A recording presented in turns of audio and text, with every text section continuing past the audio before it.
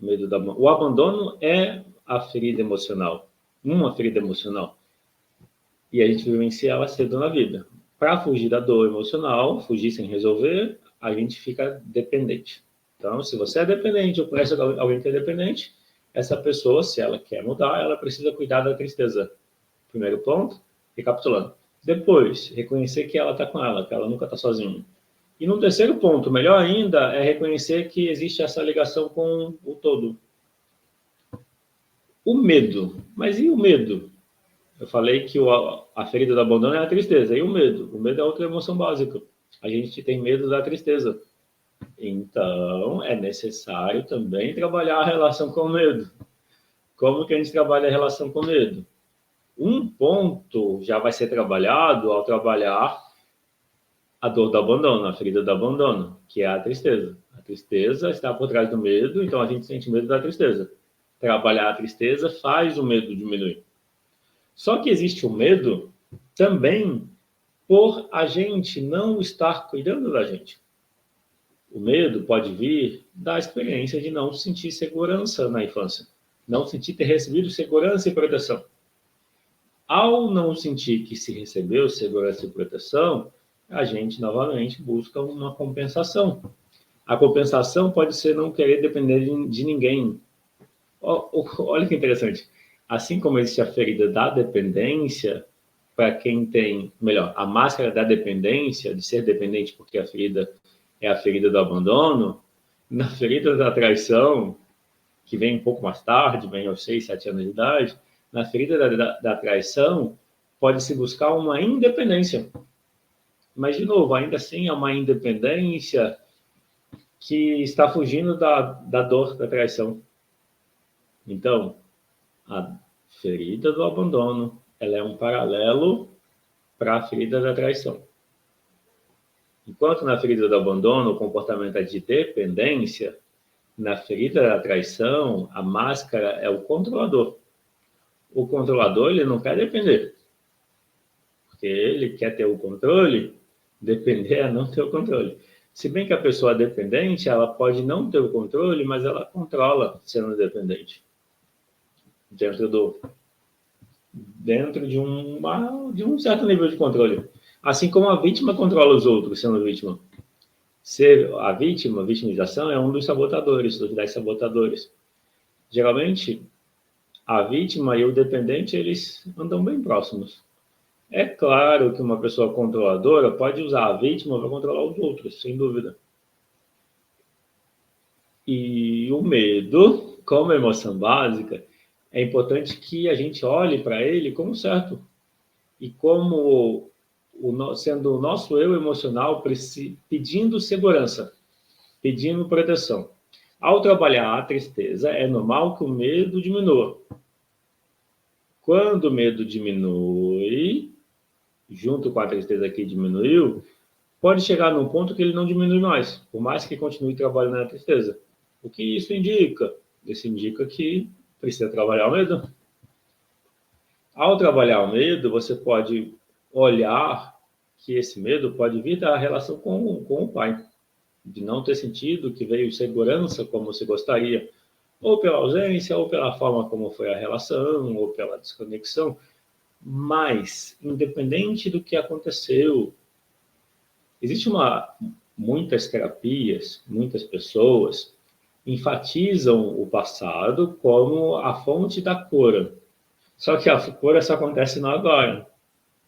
Então, quando a gente busca a ideia de que a cura vai vindo compreender o passado, pode acontecer, porém é um processo que leva muito tempo. Não estou negando que não funcione, mas eu estou dizendo que a cura acontece no agora.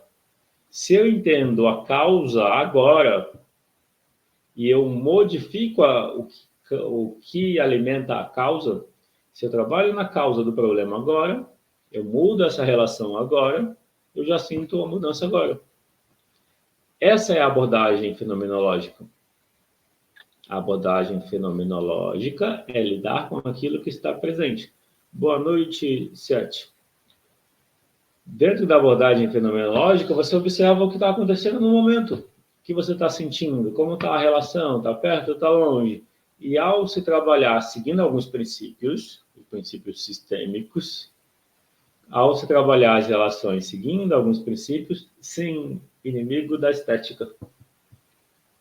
Eu facilito constelação familiar também, tenho outras abordagens de terapia desde 2012. Bom, quando a gente olha para o medo como uma emoção básica, esse medo, que é uma emoção básica, se eu fujo dele, ele aumenta. Se eu enfrento o medo, ele aumenta também. E aí, o que fazer? Se eu fujo do medo e o medo aumenta, se eu enfrento o medo, se eu fujo do medo, ele aumenta. Se eu enfrento ele, ele aumenta. E aí, o que fazer? Geralmente, quem é mais medroso foge do medo. Quem é mais corajoso enfrenta o medo. O medo da morte é saudável. Inimigo, o nome que aparece para mim está como inimigo da estética. É importante ter medo da morte. Ou a questão seria se esse medo está muito grande e está impedindo você de fazer coisas que não envolvem a morte necessariamente, aí você pode trabalhar ele. Por exemplo, é saudável ter medo da morte, é saudável ter medo de lugares altos, é saudável ter medo, Marcos. Então, o medo da morte a gente sempre vai ter. Mas você está dizendo, Marcos, que você pensa muito no medo da morte. Quando você pensa muito no medo da morte, você não quer pensar, certo? A Eliane deu o exemplo do medo de lugar fechado. Eu vou comentar também. Se eu não comentar, se eu não voltar a falar do lugar fechado, de elevador, Eliane, você me lembra. É que nesse momento eu vou focar na questão que o Marcos trouxe, que é o medo da morte, que ele disse que ele pensa muito nisso. Marcos, me diz uma coisa. Quando vem o pensamento da morte, o seu reflexo é não querer pensar, não é isso? Quando você não quer pensar na morte por medo da morte, você reforça o medo da morte. O medo da morte diminui, de novo, é saudável ter medo da morte. Mas se o pensamento está repetido e você não quer pensar, é normal que esse medo fique mais intenso.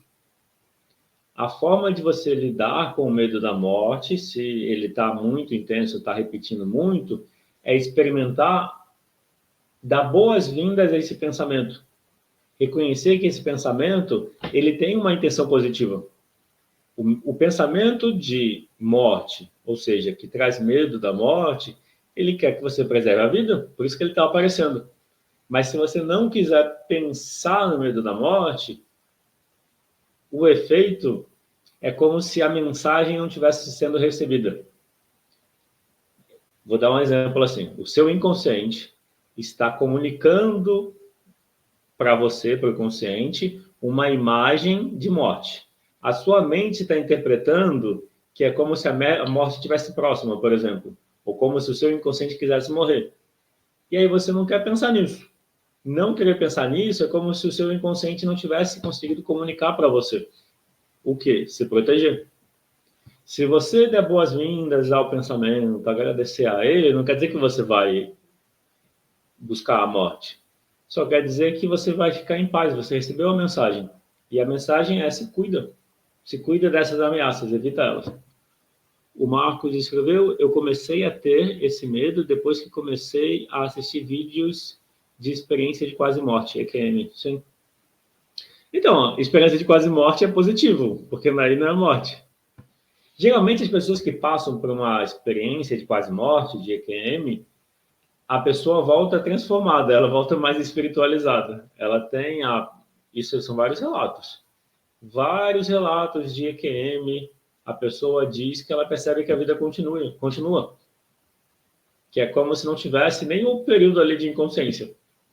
Tipo, a pessoa relata, vê o corpo, e ela vê sendo alguma outra coisa. Sendo o nome que dá, espírito, e assim vai, tem vários nomes. Mas, Marcos, me confirma se você entendeu que não querer sentir o medo da morte reforça ele.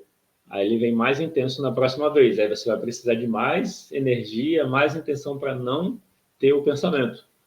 O caminho para você lidar com qualquer pensamento que te incomoda é Entende que ele é uma mensagem para você. Ele não está dizendo, vá atrás da morte. Ele está dizendo, se previna, evite essa situação, esse contexto. Então, se você der boas-vindas a esse pensamento e agradecer, ele suaviza. Isso funciona de maneira universal. Até hoje eu não vi ninguém que não vivenciasse dessa forma, de dar boas-vindas ao medo e ele suavizar. Porque é como se fosse entender a mensagem. Pronto, não preciso mais. É quase como se fosse o nosso superego, ou o nosso julgamento, ou o nosso eu maior, trazendo para a gente uma mensagem. Aí você não aceita, não quer pensar, ele vai vir com mais energia, até que a gente aceita.